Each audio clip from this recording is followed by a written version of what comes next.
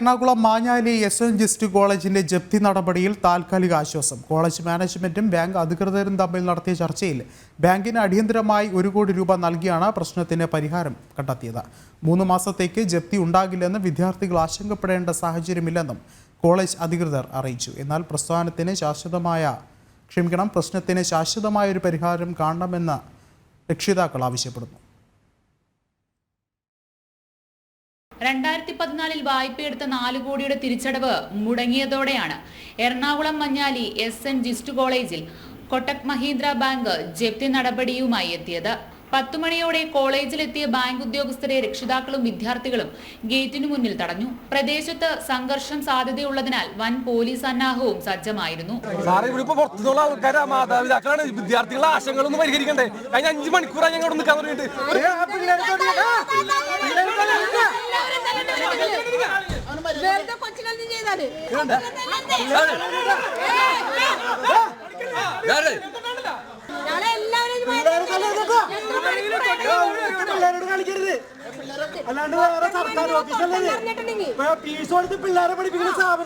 പലിശയടക്കം 19 കോടി രൂപയാണ് തിരിച്ചടയ്ക്കാനുള്ളത്.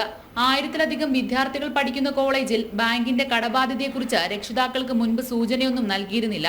നാളെ മുതൽ യൂണിവേഴ്സിറ്റി പരീക്ഷ ആരംഭിക്കുന്ന സാഹചര്യത്തിലാണ് വിദ്യാർത്ഥികളെയും രക്ഷിതാക്കളെയും ആശങ്കയിലാഴ്ത്തി ജപ്തിക്കായി ബാങ്ക് അധികൃതർ എത്തിയത്. നമ്മൾ ഇവിടെ അടുത്ത് ഉള്ളൂ. ദൂരെ പോയി നമ്മൾ ഹോസ്റ്റലിൽ നിർത്തി പഠിപ്പിക്കാൻ നമ്മളെ കൊണ്ട് സാധ്യമല്ല. നമ്മൾ ബാങ്ക് ലോൺ എടുത്തിട്ട് പഠിപ്പിക്കുന്നത്. ഇവരത് നമ്മളോട് ആദ്യമേ പറയരുത്, നമ്മളിവിടെ ചേർക്കൂലായിരുന്നു, നമുക്ക് വേറെ എന്തെങ്കിലും കോഴ്സ് ചേരായിരുന്നു. ഇവരെ നമ്മൾ ചതിക്കല്ലേ ചെയ്തിട്ട് മാനേജ്മെന്റ്. ഇത് നമ്മുടെ സാധാരണ യൂണിവേഴ്സിറ്റി അല്ല, കേരള ടെക്നിക്കൽ യൂണിവേഴ്സിറ്റിയാണ്. ഇവിടെ നിന്ന് ഇപ്പോൾ ജപ്തി ചെയ്ത് കഴിഞ്ഞാൽ ഞങ്ങളുടെ മക്കളെ വേറെ കോളേജിൽ ചെന്ന് ചേർക്കാമെന്ന് പറഞ്ഞു കഴിഞ്ഞാൽ വേറെ യൂണിവേഴ്സിറ്റികളൊന്നും ഇവരെ അക്സെപ്റ്റ് ചെയ്യില്ല. KTUവിൻ്റെ കോളേജുകൾ വളരെ കുറവാണ്. ഇതൊരു KTU എന്ന് പറയുന്നത് കേരള സർക്കാരിൻ്റെ ഒരു യൂണിവേഴ്സിറ്റി ആയിരുന്നു. അതിൻ്റെ കോളേജുകൾ ഇവിടെ അടുത്തില്ല. ഏറ്റവും അടുത്തുള്ള കോളേജ് ഇനി ഇവിടെ നിന്ന് 40 കിലോമീറ്റർ പോകണം. മറ്റ് യൂണിവേഴ്സിറ്റികളുടെ കോളേജുകളിൽ ഈ കുട്ടികൾക്ക് പ്രവേശനം കൊടുക്കില്ല. KTUവിൻ്റെ കോളേജുകളിൽ മാത്രമേ ഈ കുട്ടികൾക്ക് പ്രവേശനം കൊടുക്കുകയുള്ളൂ. ഇവർ നടത്തുന്ന കുറേ കോഴ്സുകൾക്ക് കേരളത്തിൽ വേറെ കോളേജുകളും ഇല്ല. എൻ്റെ മോൻ MBA ക്കാണ് പഠിക്കുന്നത്. എൻ്റെ സുഹൃത്തുക്കൾ ഇവിടെ മാനേജ്മെൻറ്റിൽ തന്നെയുണ്ട്.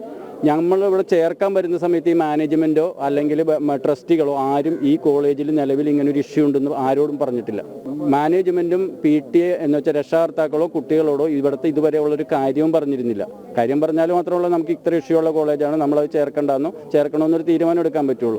ഇതുമായി ബന്ധപ്പെട്ടിട്ടുള്ള കടബാധ്യതകളെക്കുറിച്ചും മറ്റു പ്രശ്നങ്ങളെക്കുറിച്ചും ആർക്കും അറിയില്ലായിരുന്നു. പഠനം മുടങ്ങുന്നതിന്റെ ആശങ്കയിലാണ് വിദ്യാർത്ഥികളും. അവരുടെ സാലറി കട്ട് ചെയ്തിട്ട് അതിന് പൈസ കൊടുക്കാൻ കുറെ പേര് ഉടക്കിക്കുക. ഞങ്ങൾക്ക് 28-ാം തീയതി തുടങ്ങണം. 28-ാം തീയതി പരീക്ഷ തുടങ്ങണം. എന്നാൽ പരീക്ഷ എഴുതാൻ സാധിക്കുന്നതാണ് മാനേജ്മെന്റ് അങ്ങനെ പറയുന്നത്. പൈസ കൊടുക്കാന്ന് ഇപ്പൊ പറയുന്നത്. എന്നാൽ മുൻ ഭരണസമിതിയിലെ ഭിന്നതയും മാനേജ്മെന്റിന്റെ വീഴ്ചയുമാണ് ജപ്തി നടപടിയിലേക്ക് നയിച്ചതെന്നാണ് നിലവിലെ ട്രസ്റ്റ് സെക്രട്ടറിയുടെ വിശദീകരണം. 6 മാസത്തിനകം കോളേജ് വിൽപ്പന നടത്തി ബാധ്യത തീർക്കാനാണ് മാനേജ്മെന്റ് തീരുമാനം. വിദ്യാർത്ഥികൾ ആശങ്കപ്പെടേണ്ട സാഹചര്യമില്ലെന്ന് ഉറപ്പ് നൽകിയതോടെയാണ് കോളേജിന് മുന്നിൽ നിന്നും രക്ഷിതാക്കൾ പിരിഞ്ഞുപോയത്. ജനം, കൊച്ചി.